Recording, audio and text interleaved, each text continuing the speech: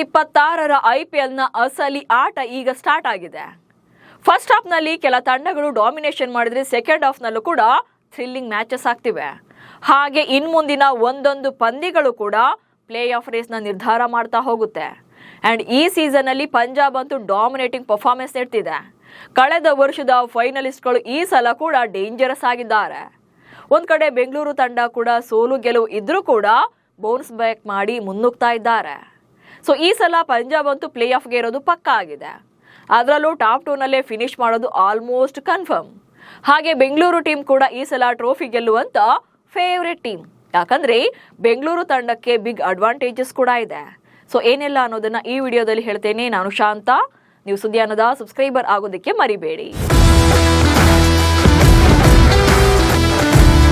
Royal Challengers Bengaluru ಮೊದಲ ಟ್ರೋಫಿಯನ್ನ ಗೆಲ್ಲೋಕೆ 18 ವರ್ಷಗಳೇ ಬೇಕಾಯಿತು. ಹಾಗಂತ RCB ಯಾವತ್ತೂ ಏನು ಡಮ್ಮಿ ಆಗಿರಲಿಲ್ಲ. ದಾಖಲೆಗಳನ್ನೇ ಮೆಟ್ಟಿಲು ಮಾಡಿಕೊಂಡು IPLನಲ್ಲಿ ಬ್ರ್ಯಾಂಡ್ ಆಗಿ ಬೆಳೆದಿರುವಂಥ ಮೋಸ್ಟ್ ಫ್ಯಾನ್ ಬೇಸ್ ಟೀಮ್. ವಿಶ್ವ ಕ್ರಿಕೆಟ್ನಲ್ಲಿ ಕಿಂಗ್ ಆಗಿ ಮೆರಿತಾ ಇರುವಂಥ ಕಿಂಗ್ ವಿರಾಟ್ ಕೊಹ್ಲಿಯೇ ದಶಕದ ಕಾಲ ಕ್ಯಾಪ್ಟನ್ ಆಗಿದ್ರೂ ಕೂಡ ಕಪ್ ಗೆಲ್ಲೋಕೆ ಸಾಧ್ಯವಾಗಿರಲಿಲ್ಲ. ಅದಕ್ಕೆ ಒಂದಷ್ಟು ಕಾರಣಗಳು ಕೂಡ ಇದೆ. ಆದರೆ ಕಳೆದ ವರ್ಷ ಚೊಚ್ಚಲ ಕಪ್ ಗೆದ್ದು ಕುಣಿದು ಕುಪ್ಪಳಿಸಿದ್ದಾರೆ. ಈಗ ಈ ವರ್ಷಕ್ಕೂ ಕೂಡ ಟ್ರೋಫಿ ಗೆಲ್ಲುವಂಥ ಫೇವ್ರೆಟ್ ಟೀಮ್. ಸೊ ಯಾಕೆ, ಹಾಗೆ ಏನೆಲ್ಲ ಅಡ್ವಾಂಟೇಜಸ್ ಇದೆ ಅನ್ನೋದನ್ನು ಕೂಡ ಒಂದೊಂದಾಗಿ ನೋಡ್ತಾ ಹೋಗೋಣ. 2025ರಲ್ಲಿ ಚಾಂಪಿಯನ್ ಆಗಿರುವಂತಹ ತಂಡಕ್ಕೆ ಕಾನ್ಫಿಡೆನ್ಸ್ ಲೆವೆಲ್ ಸ್ವಲ್ಪ ಜಾಸ್ತಿನೇ ಇರುತ್ತೆ. ಈಗ RCB ತಂಡ ಈ ಸೀಸನ್ನ ಹಾಲಿ ಚಾಂಪಿಯನ್. ಡಿಫೆಂಡ್ ಮಾಡ್ಕೊಳ್ತಿದ್ದಾರೆ ತಮ್ಮ ಚಾಂಪಿಯನ್ಶಿಪ್ನ. ಸೊ ಹೀಗಾಗಿ ಈ ಸೀಸನ್ನ ಜರ್ನಿ ಕೂಡ ಅಷ್ಟೇ ಅದ್ಭುತವಾಗಿದೆ. ಸೊ ಲಾಸ್ಟ್ ಸೀಸನ್ನಲ್ಲಿ ವಿನ್ ಆಗಿರೋದ್ರಿಂದ ಈ ಸೀಸನ್ಗೆ ಅದೇ ಕಾನ್ಫಿಡೆನ್ಸ್ನ, ಅದೇ ಮೊಮೆಂಟಮ್ನ ಮೂವ್ ಮಾಡ್ತಾ ಇರ್ತಾರೆ. ಹೀಗಾಗಿ RCBಗೆ ಸ್ವಲ್ಪ ಕಾನ್ಫಿಡೆನ್ಸ್ ಲೆವೆಲ್ ಜಾಸ್ತಿನೇ ಇರುತ್ತೆ. ಜೊತೆಗೆ ಆಟ ಕೂಡ ಅಷ್ಟೇ ಚೆನ್ನಾಗಿದೆ. ಆರೆಂಜ್ ಕ್ಯಾಪ್ ರೇಸ್ನಲ್ಲಿ ವಿರಾಟ್ ಕೊಹ್ಲಿ ಇದ್ದಾರೆ. ಜೊತೆಗೆ ಬ್ಯಾಟಿಂಗ್ ಕೂಡ ಬೊಂಬಾಟ ಆಗಿದೆ. ಸೊ ಪ್ರತಿ ಸೀಸನ್ನಲ್ಲೂ ಕೂಡ RCBಯ ಸಕ್ಸಸ್ಫುಲ್ ಜರ್ನಿ ಹಿಂದಿನ ಮೇನ್ ಸೀಕ್ರೆಟ್ಗೆ ವಿರಾಟ್ ಕೊಹ್ಲಿ ಅವರ ಬ್ಯಾಟಿಂಗ್. ಸೊ ಈ ಸೀಸನ್ನಲ್ಲೂ ಕೂಡ ವಿರಾಟ್ ಕೊಹ್ಲಿ ಅವರ ಬ್ಯಾಟಿಂದ ಅದೇ ಪರ್ಫಾರ್ಮೆನ್ಸ್ ಬರ್ತಾ ಇದೆ. ಸೊ ಅದೇ ಆರೆಂಜ್ ಕ್ಯಾಪ್ ರೇಸ್ನಲ್ಲಿದ್ದಾರೆ. ಒಂದು ಪಂದ್ಯದಲ್ಲಿ ಅವ್ರ ತಲೆ ಮೇಲಿದ್ದಂಥ ಹ್ಯಾಟ್ ಮುಂದಿನ ಪಂದ್ಯದಲ್ಲಿ ಚೇಂಜ್ ಆಗ್ತಾ ಇದೆ. ಬಟ್ RCB ಪರ ಅಂತ ಬಂದಾಗ ಕೊಹ್ಲಿ ಮುಂಚೂಣಿಯಲ್ಲಿರೋದು RCBಗೆ ಪ್ಲಸ್ ಆಗುತ್ತೆ. ಅವರ ಬ್ಯಾಟಿಂಗ್ ಕನ್ಸಿಸ್ಟೆನ್ಸಿ ಕೂಡ ಚೆನ್ನಾಗಿದೆ. ಆ್ಯಂಡ್ 200+ ಟಾರ್ಗೆಟ್ಗಳನ್ನು ಯಶಸ್ವಿಯಾಗಿ ಚೇಸ್ ಮಾಡ್ತಾ ಇರುವಂಥ ಬೆಂಗಳೂರು ತಂಡ. ಈ ಸೀಸನ್ನಲ್ಲಿ RCBಯ one of the main strength ಅಂದರೆ ಬ್ಯಾಟಿಂಗ್ ಡೆಪ್ತ್ ತುಂಬ ಚೆನ್ನಾಗಿದೆ. ಫಸ್ಟ್ ಮ್ಯಾಚಲ್ಲೇ 200+ ರನ್ಗಳನ್ನು ಹೊಡೆದು ಟಾರ್ಗೆಟನ್ನು ಚೇಸ್ ಮಾಡಿಕೊಂಡು ಯಶಸ್ವಿಯಾಗಿ ಗೆಲ್ತಾರೆ. ಜೊತೆಗೆ ಅನಂತರ ಚೆನ್ನೈ ವಿರುದ್ಧದ ಮ್ಯಾಚಲ್ಲಿ 250 ರನ್ ಬರುತ್ತೆ. ಅನಂತರ ಇದರಲ್ಲಿ ಮುಂಬೈ ಇಂಡಿಯನ್ಸ್ ವಿರುದ್ಧದ ಮ್ಯಾಚಲ್ಲಿ 240 ರನ್ಸ್ ಬರುತ್ತೆ. ಜೊತೆಗೆ GT ವಿರುದ್ಧ ಕೂಡ ಅದ್ಭುತವಾದಂಥ ಚೇಸಿಂಗನ್ನು ಮಾಡ್ತಾರೆ. ಹೀಗೆ 200+ ಟಾರ್ಗೆಟ್ ಅಥವಾ ಚೇಸಿಂಗ್ ಅಂತ ಬಂದಾಗ RCB ತಂಡದ ಬ್ಯಾಟಿಂಗ್ ಅದ್ಭುತವಾಗಿದೆ. ಸೊ ಇದು ಕೂಡ ಒಂದು RCBಗೆ ಟ್ರೋಫಿಯನ್ನು ಗೆಲ್ಲೋಕೆ ಕಾನ್ಫಿಡೆನ್ಸ್ ಲೆವೆಲ್ನ ಜಾಸ್ತಿ ಮಾಡುತ್ತೆ. ಇನ್ನು ಈ ಸೀಸನ್ನಲ್ಲಿ ಬೆಂಗಳೂರು ತಂಡ ಫಸ್ಟ್ ಬ್ಯಾಟಿಂಗ್ ಮಾಡಿದಾಗ ಡೆಲ್ಲಿ ಕ್ಯಾಪಿಟಲ್ಸ್ ವಿರುದ್ಧ ಸ್ವಲ್ಪ ಸ್ಟ್ರಗಲ್ಸ್ ಅನ್ನ ಕಂಡಿತ್ತು. ಅದರಲ್ಲಿ ಗ್ರೀನ್ ಜೆರ್ಸಿನ ತೊಟ್ಟು ಆಡಿದ್ರಲ್ಲ, ಆ ಮ್ಯಾಚಲ್ಲಿ ಸ್ವಲ್ಪ ಬ್ಯಾಟಿಂಗ್ ಸ್ಟ್ರಗಲ್ ಇತ್ತು. ಬಟ್ ಆನಂತರ ಮತ್ತೆ ಬೌನ್ಸ್ ಬ್ಯಾಕ್ ಮಾಡ್ತಾರೆ GT ವಿರುದ್ಧ. ಸೊ ಹಾಗಾಗಿ RCB ಈ ತಂಡ ಏನಿದೆ ಈ ವರ್ಷ ಅದ್ಭುತವಾಗಿ ಪರ್ಫಾರ್ಮೆನ್ಸ್ ಅನ್ನು ಮಾಡ್ತಾ ಇದೆ. ಜೊತೆಗೆ ಹಾಗೆ ಕಮ್ ಬ್ಯಾಕ್ ಮಾಡ್ತಿರೋದು ಕೂಡ ಮೋಸ್ಟ್ ಇಂಪಾರ್ಟೆಂಟ್ ಆಗುತ್ತೆ. ಇನ್ನು RCBಗೆ ಇರುವಂಥ ಮತ್ತೊಂದು ಅಡ್ವಾಂಟೇಜ್ ಏನಂದ್ರೆ ಪಂಜಾಬ್ ತಂಡದ ವಿರುದ್ಧ ಕಳೆದ 3 ಪಂದ್ಯಗಳಲ್ಲಿ ವಿನ್ ಆಗಿದೆ. ನೀವೆಲ್ಲ ನೋಡಿರೋ ಹಾಗೆ ಈ ಸೀಸನ್ನಲ್ಲಿ one of the most dangerous team ಅಂದರೆ ಅದು ಪಂಜಾಬ್ ತಂಡ.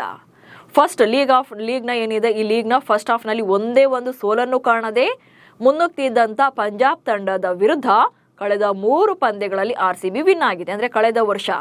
ಸೊ ಕಳೆದ ವರ್ಷ ಫಸ್ಟ್ ಬೆಂಗಳೂರಲ್ಲಿ ಪಂಜಾಬ್ ವಿರುದ್ಧ ಪಂದ್ಯವನ್ನು ಆಡ್ತಾರೆ. ಬಟ್ ಆ ಮ್ಯಾಚಲ್ಲಿ ಮಳೆ ಬಂದು ಬೆಂಗಳೂರು ತಂಡ ಸೋಲುತ್ತೆ. ಸೊ ಯಾಕಂದರೆ 14 ಓವರ್ಗಳಿಗೆ ಸೀಮಿತವಾಗಿದ್ದಂಥ ಆ ಪಂದ್ಯದಲ್ಲಿ ಫಸ್ಟ್ ಬ್ಯಾಟಿಂಗ್ ಮಾಡಿದಂಥ ಬೆಂಗಳೂರು ಪರ ಬಿಗ್ ಸ್ಕೋರ್ ಬರಲಿಲ್ಲ. ಸೊ ಹಾಗಾಗಿ ಪಂಜಾಬ್ ವಿರುದ್ಧ ಸೋಲುತ್ತೆ. ಬಟ್ ಆನಂತರ ಪಂಜಾಬ್ನಲ್ಲೇ ಅಂದರೆ ಅವರ ಹೋಮ್ ಪಿಚ್ನಲ್ಲೇ ಗೆದ್ದು ಸೇಡನ್ನು ತೀರಿಸ್ಕೊಳ್ತಾರೆ. ಆನಂತರ ಟಾಪ್ 2 ಸ್ಪರ್ಧಿಗಳಾಗಿ ಪಂಜಾಬ್ ಹಾಗೆ ಬೆಂಗಳೂರು ತಂಡ ಕ್ವಾಲಿಫೈ ಆದಾಗ ಅಲ್ಲೂ ಕೂಡ ಗೆದ್ದು ಸೀದಾ ಫೈನಲ್ಗೆ ಹೋಗ್ತಾರೆ.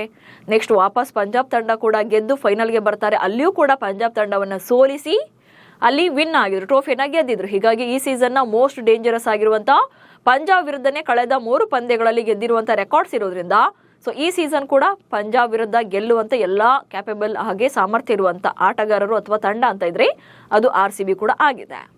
ಆ್ಯಂಡ್ RCB ತಂಡದ one of the main strength ಏನಂತಂದ್ರೆ ಕಳೆದ ಆವೃತ್ತಿಯ ಆಟಗಾರರೇ ಕಂಟಿನ್ಯೂ ಆಗಿರೋದ್ರಿಂದ ಉತ್ತಮ ಪ್ರದರ್ಶನವನ್ನು ನಿರೀಕ್ಷೆ ಮಾಡಬಹುದು. ಇಲ್ಲಿ RCB ತಂಡದಲ್ಲಿ ಕಳೆದ ಸೀಸನ್ಗೂ ಈ ಸೀಸನ್ಗೂ ಹೋಲಿಕೆ ಮಾಡಿದ್ರೆ ಅಂತ ದೊಡ್ಡ ದೊಡ್ಡ ಚಾಲೆಂಜ್ ಅಥವಾ ಚೇಂಜಸ್ ಅಂತ ಏನೂ ಇಲ್ಲ. ಲಾಸ್ಟ್ ಸೀಸನ್ ಅಲ್ಲಿ ಇದ್ದಂತೆ ಯಶ್ ದಯಾಳ್ ಈ ಸೀಸನ್ ಅಲ್ಲಿ ರೂಲ್ಡ್ ಔಟ್ ಆಗಿದ್ದಾರೆ ಅನ್ನೋದನ್ನ ಬಿಟ್ರೆ ಉಳಿದೆಲ್ಲ ಪ್ಲೇಯರ್ಗಳು ಹಾಗೆ ಕಂಟಿನ್ಯೂ ಆಗಿದ್ದಾರೆ. ಬ್ಯಾಟಿಂಗ್ ಇರ್ಬೋದು ಅಥವಾ ಬೌಲಿಂಗ್ ಇರ್ಬೋದು, ಮೋಸ್ಟ್ ಆಫ್ ದಿ ಪ್ಲೇಯರ್ಸ್ ಅದೇ ಪ್ಲೇಯರ್ಗಳೇ ಇರೋದ್ರಿಂದ, ಜೊತೆಗೆ ಅಷ್ಟೇ ಕನ್ಸಿಸ್ಟೆನ್ಸಿಯಾಗಿ ಪರ್ಫಾರ್ಮ್ ಮಾಡ್ತಾ ಇರೋದ್ರಿಂದ ಸೊ ವಿನ್ನಿಂಗ್ ಟೈಟಲ್ ಅನ್ನ ಉಳಿಸ್ಕೊಳ್ಳಕ್ಕೆ RCBಗೆ ಬೇಕಿರುವಂಥ ಎಲ್ಲ ಕಾನ್ಫಿಡೆನ್ಸ್ ಜೊತೆಗೆ ಎಲ್ಲ ದಾರಿಗಳು ಕೂಡ ಸುಗಮ ಅಥವಾ ಈಸಿಯಾಗಿದೆ. ಯಾಕಂದರೆ ಬ್ಯಾಟಿಂಗ್ ಅಂತ ಬಂದಾಗ ಅಷ್ಟೇ ಅದ್ಭುತವಾಗಿದೆ, ಬ್ಯಾಟಿಂಗ್ ಡೆಪ್ತ್ ಚೆನ್ನಾಗಿದೆ, ಜೊತೆಗೆ ಆಟಗಾರರು ಅಷ್ಟೇ ಚೆನ್ನಾಗಿ ಪರ್ಫಾರ್ಮ್ ಮಾಡ್ತಾ ಇರೋವಂಥದ್ದು. ಸೊ ಹಾಗೆ ಬ್ಯಾಟಿಂಗ್ ಬೌಲಿಂಗ್ ಕೂಡ ಚೆನ್ನಾಗಿದ್ದು ಕಪ್ ಗೆಲ್ಲುವಂಥ ಎಲ್ಲ ಸಾಮರ್ಥ್ಯ ಇದೆ. ಬ್ಯಾಟಿಂಗ್ ಅಂತ ಬಂದಾಗ ಎಲ್ಲರೂ ಚೆನ್ನಾಗಿ ಪರ್ಫಾರ್ಮ್ ಮಾಡ್ತಿದ್ದಾರೆ, ಬೌಲಿಂಗ್ ಸ್ವಲ್ಪ ಅಪ್ಸ್ ಆ್ಯಂಡ್ ಡೌನ್ಸ್ ಇದ್ರೂ ಕೂಡ ಕಮ್ ಬ್ಯಾಕ್ ಮಾಡ್ತಿದ್ದಾರೆ, ಜೊತೆಗೆ ಹೆಂಗೋ ಮ್ಯಾನೇಜ್ ಮಾಡ್ತಿದ್ದಾರೆ, ಜೊತೆಗೆ ಫೀಲ್ಡಿಂಗ್ ಕೂಡ ಚೆನ್ನಾಗಿದೆ. ಹೀಗಾಗಿ ಕಪ್ ಗೆಲ್ಲುವಂಥ ಎಲ್ಲ ಸಾಮರ್ಥ್ಯ ಪ್ಲೇಯರ್ಗಳಲ್ಲಿ ಇದೆ.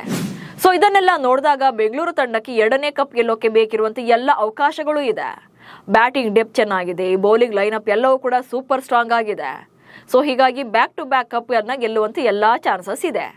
ನಿಮ್ಮ ಪ್ರಕಾರ RCB ಈ ಸಲ 2ನೇ ಕಪ್ ಗೆಲ್ಲಬಹುದಾ ಅನ್ನೋದನ್ನ ಕಮೆಂಟ್ಸ್ ಮೂಲಕ ತಿಳಿಸಿ. ಹಾಗೆ ಸುದ್ದಿಯನ್ನು ಫಾಲೋ ಮಾಡಿ. ನಮಸ್ಕಾರ.